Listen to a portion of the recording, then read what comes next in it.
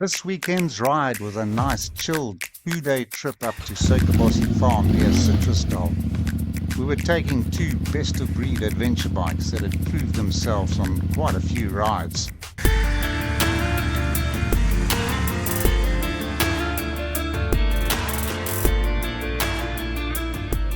There was no better way to start the day than a nice cruise through the canola fields. It was blue skies and fantastic spring weather.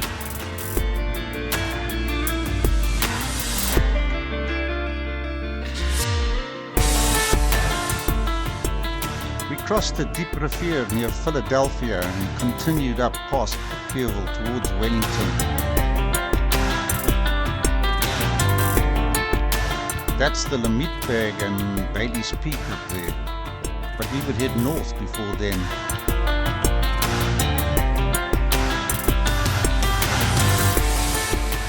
Next was a steel bridge over the Berg River, which flows between Franschhoek and Veldrift on the Atlantic. We had crossed this river again on the second day.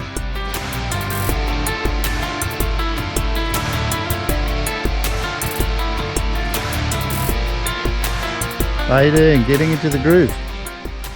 Yes, very nice day for riding today. Ah, fantastic, man. The weather's brilliant.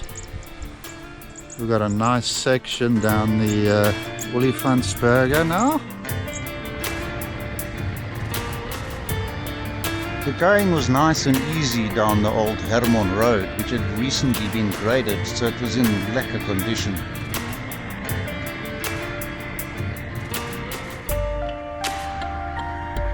Soon we hit the Tweespoor along the main railway line to Gouda.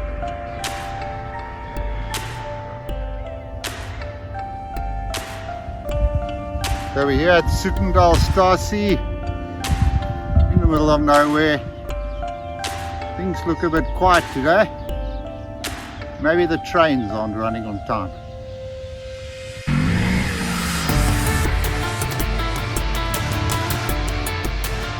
I love riding these service roads, and if you know where to find them, they are all over the Western Cape. They belong to the railways, and often the gates are left open so you can get from town to town with no traffic to deal with.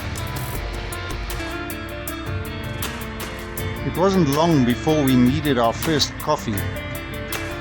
This little outpost is constructed from hay bales, and you can savour the cracking views over the wheat fields and mountains while you sip your favourite brew. We caught up with Clayton, the barista. Okay, my name is Clayton. I came here barista 2009. I trained at Vita Cafe in Cape Town. Our job here is amazing. It is a new life, new day every day. So it's challenging and it's amazing. Exciting to be here. Nice view, mountains, weeds. Now it's summer. I believe the biker season now. Though even in winter, when they've got a free day, no rain, they'll pump in.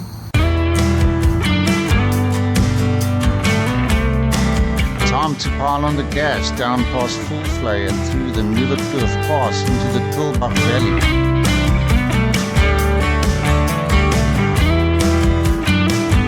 We were heading for a favourite stop-off for bikers and a hub for riders, friends and free spirits.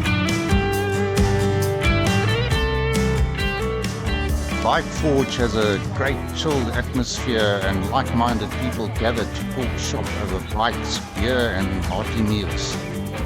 It evolved from a dusty barn full of vintage motorcycles, and the old-school bike workshop is full of collector's items and memorabilia.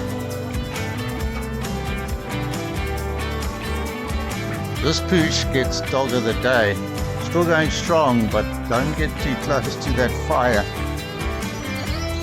Okay, so now we're going through series, then we're going to go through Mitchell's Pass, through Guido Pass, and then we're going to go through the Bokkerveld afterwards, and then after that we'll be where we're trying to go.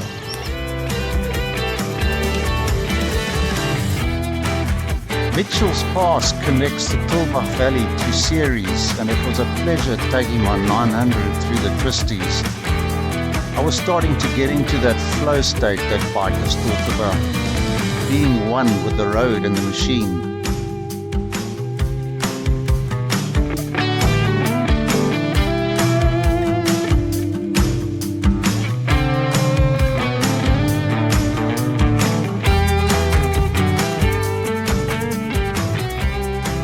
Next was Guido Pass, which takes you up 500 meters in altitude between Guidoberg and Hansieberg and into the Kohe Bokkerveld. I've always loved that name, and if you come here during winter you can see those Kohe Bokke out on the beautiful plains.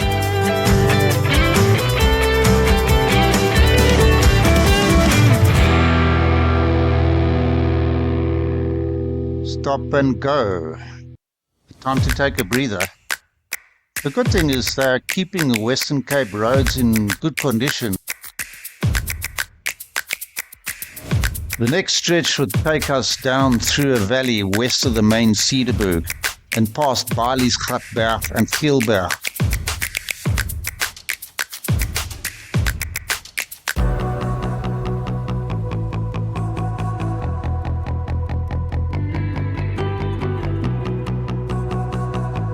Past citrus farms and through sandstone fynbos, karoo vegetation and craggy mountains on either side.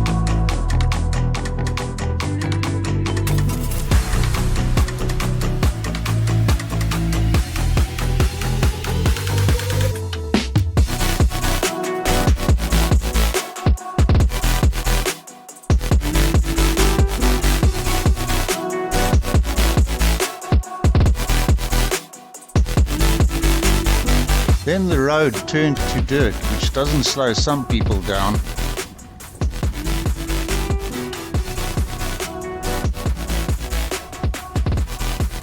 I was in my happy place again.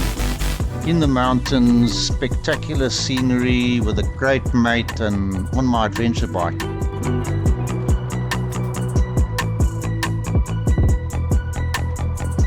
Crossed the Middle Deer River, which helps irrigate fruit in this valley, and wound down into Suikerbossie Farm.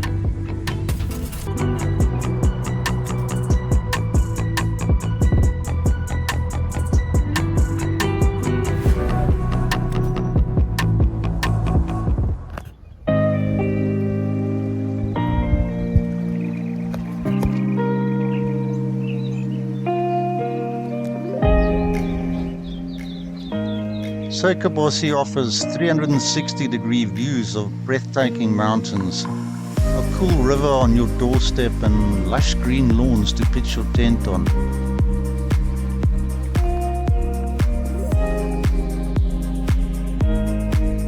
Here's our digs for the night. The bikes had done well and our thoughts turned to getting over those mountains in the morning.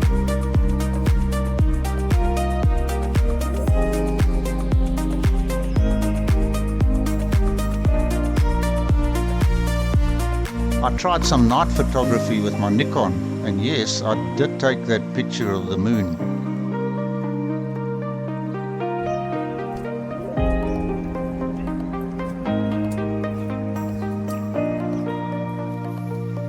Wanda, what's for supper, buddy? We got roast, we got lamb chops, and we got garlic bread on the briar. So, looking forward to that. No vegetables at this dinner table.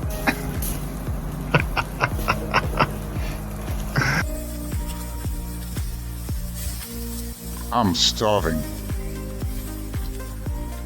Okay, we're looking at a little sample of Tamdhu Speyside single malt whiskey, brought back from Scotland by Zonda.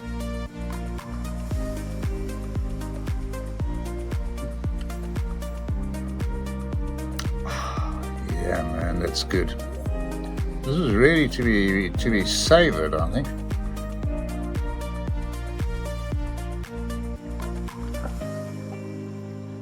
Pretty good. It's quite smoky. It's not as bad as I thought it was going to be. I thought it was going to taste like gasoline, but it actually tastes like nice alcohol. So.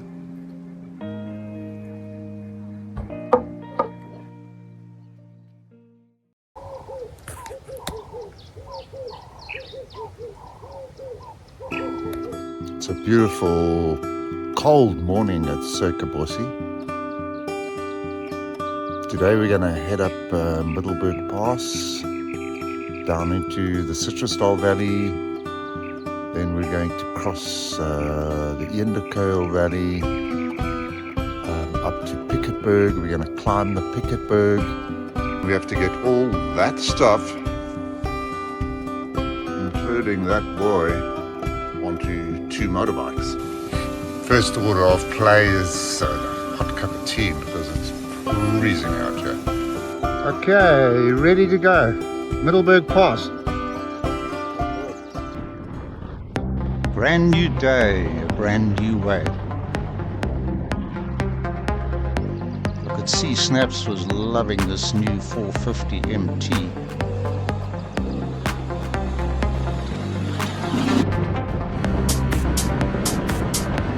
Middleburg Pass is a shortish climb with a steep gradient. The surface is full of loose stones and you've got to watch your throttle on those hairpin bends.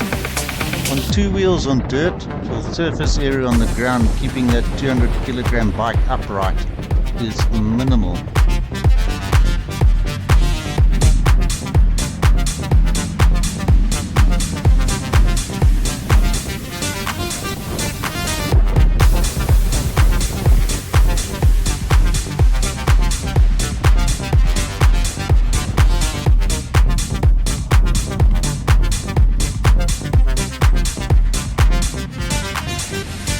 From the top you get impressive views west through to Citrusdal.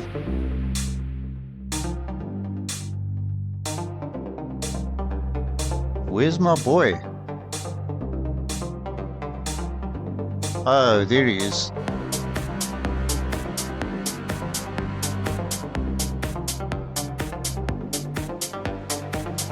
We passed some friendly farmers on quad bikes, then a nice fast section down into the valley. After Citrusdal, we tackled Piccaneers Kloof Pass, originally built by Thomas Bain in 1857. Oh boy, seeing these big 18-wheelers barreling down a few meters away sometimes puts unthinkable thoughts through my mind. Nope, don't think, just ride.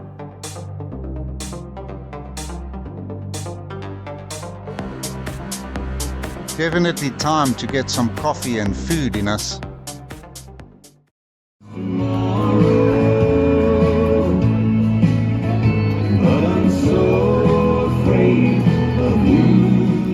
Citrusdal is a great example of these authentic farm stalls you find all over the Cape.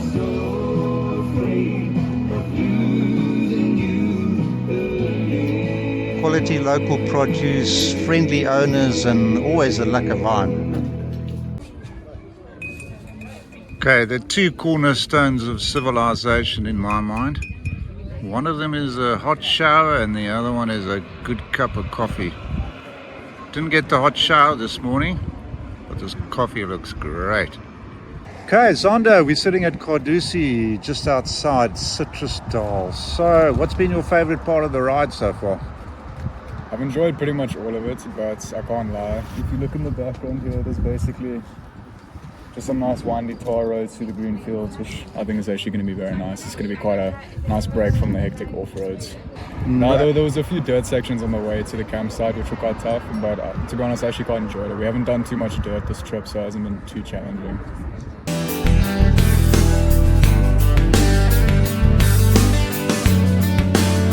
Now down the other side.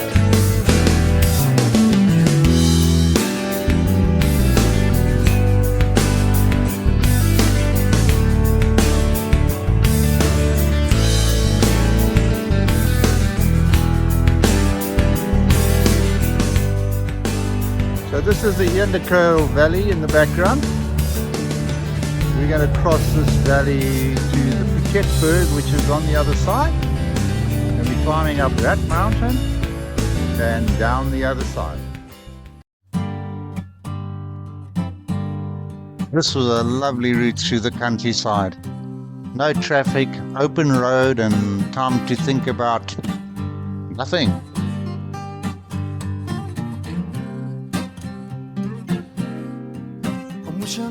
Riding gives you a profound sense of liberation, letting you explore the world and yourself with new perspectives. The rush from the speed and hyperfocus really brings you into the present, and clears your mind of all the static we experience in our everyday lives. We needed to travel up the Versveld Pass, over the top of the Piketberg and down to this farm dam on the western side.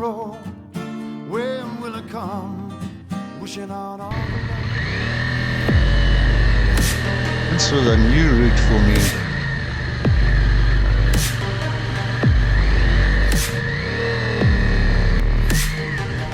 Definitely no dual carriageway here.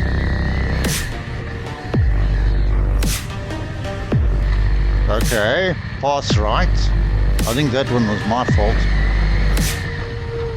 A lot of these smaller dirt roads look like they're going onto private farms, but often if you just keep going, you'll find a way through.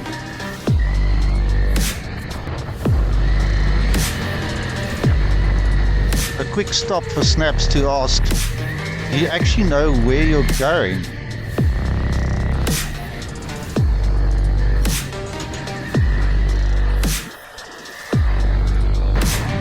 The going was slow because of the gradient and the loose surface.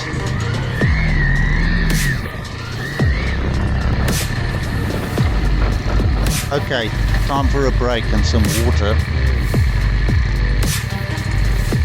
After descending the mountain, we had to cross this valley between Piketberg and Koringberg. It was a network of cliff-crossing roads whose condition changes all the time. Starting to get nice and warm now, and we've hit a road that is very, very sandy, so we're about 10-12 k's into it. We can't decide whether to double back now or not, but I think we're going to push on. It's going to take it nice and easy. We ran out of water and stopped at a small holding to fill up. What a happy bunch of kids. There's something to be said for the simple life. Come on. Happy, happy, happy. Time for a break in the shade. The passing farmer told us the road would improve once we crossed the river.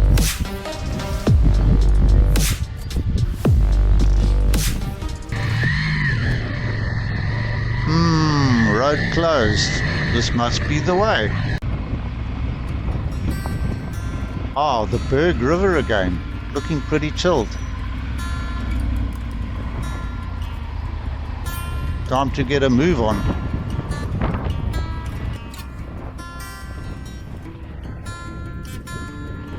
The farmer was right. The road got better and soon we were cruising through the wheat fields on some nice stony hardpack.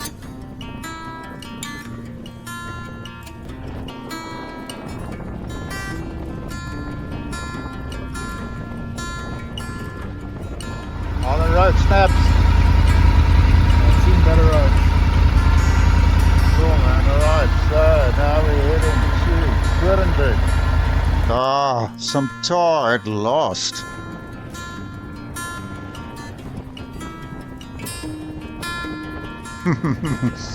What are the chances? Not much happening in Koringberg on a Sunday afternoon. Just a small cafe and a couple of old buildings.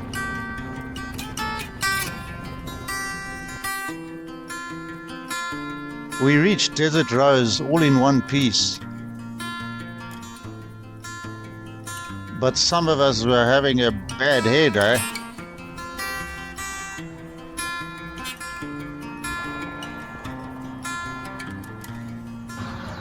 What a charming, colourful slice of Boland culture.